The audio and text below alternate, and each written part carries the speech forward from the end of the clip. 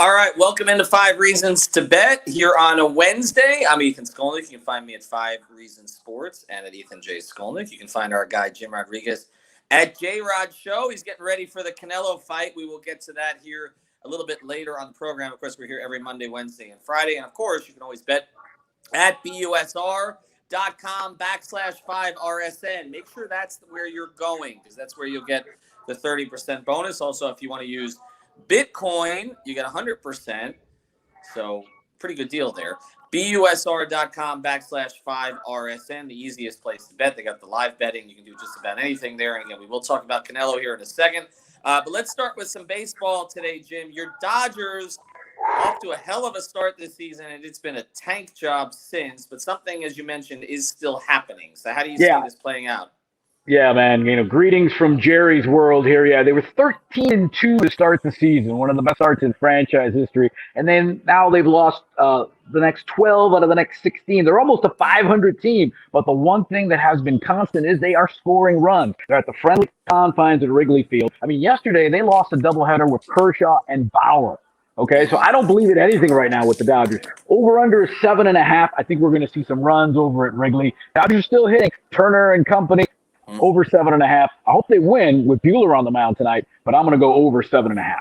All right, so let's look at the Marlins and the D-backs. The Marlins have been fielding. It would be generous to call it a AAA lineup lately. It seems worse than that, and yet a little better last night. What do we see here? Well, I think it's not so much the Marlins as much as it is the Diamondbacks. I mean, they have given up double-digit runs. The total in the last 6 Diamondback games has hit double digits in 5 of the last 6 games. The other game, the total was 9. So they're just what the doctor ordered if you want an over. 7.5, it's Pablo Lopez. He's probably their second best pitcher. I still like runs despite it being at Lone Depot Park or whatever they're calling it these days. I'm going to go over 7.5, mainly because the Diamondbacks pitching is terrible. All right, let's get to the NBA now. The Knicks are hot. They've also had some trends this season. The Nuggets, a weird loss to the Lakers, I thought. Right. As well as they've been playing. I mean, Jokic was finally neutralized to a certain degree. Knicks in this really difficult stretch here. Clearly, just like they've lifted restrictions in Florida and they got the South Beach flu, maybe the LA flu is now happening for the Nuggets. Listen, the Knicks are the best team against the spread in the NBA. 42-22-1. They're getting 3.5 points. It's kind of scary because it is the altitude, the elevation in Denver. But what I like more than anything else is I like the over. It's 214.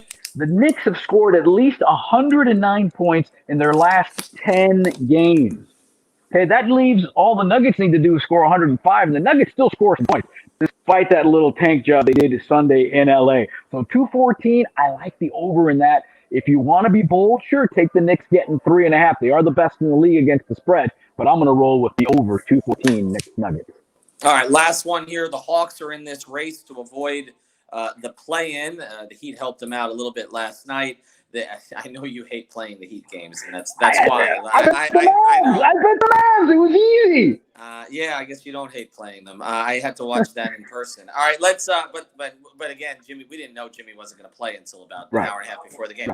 All right, Suns Hawks here. Suns going for that number 1 overall seed.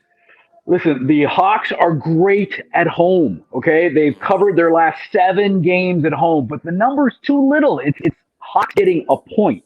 I'm going to stay away from that. I think we're going to see points. Despite the fact that Phoenix played in Cleveland last night, they got pushed to overtime. They outscored the Cavs, by the way, 20-4 in the extra frame. So if you had Cleveland plus 12.5, you thought you were okay. Oh my and God. They blew you out of the water by 16, right? Yeah, so I stayed away from that. But listen, I like the over. It's 228. I like the over in this game, despite the fact that the Suns played last night. There's going to be points in that game.